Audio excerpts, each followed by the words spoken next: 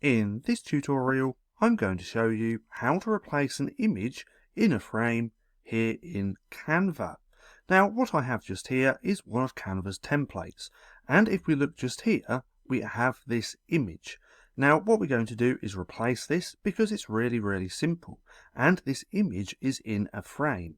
Now, to know if this is in a frame or not, we simply click onto the image, then we come to the delete trash icon just here. If we click on there, when we have a frame, it's going to give us two different options. One, to delete the image, and two, to delete the frame.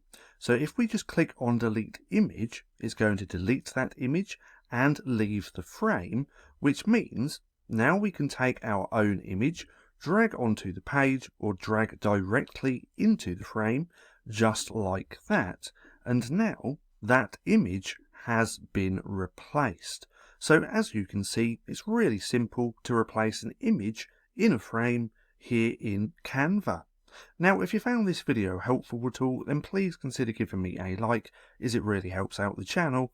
And if you're not too sure what to watch next, click right here and watch this playlist.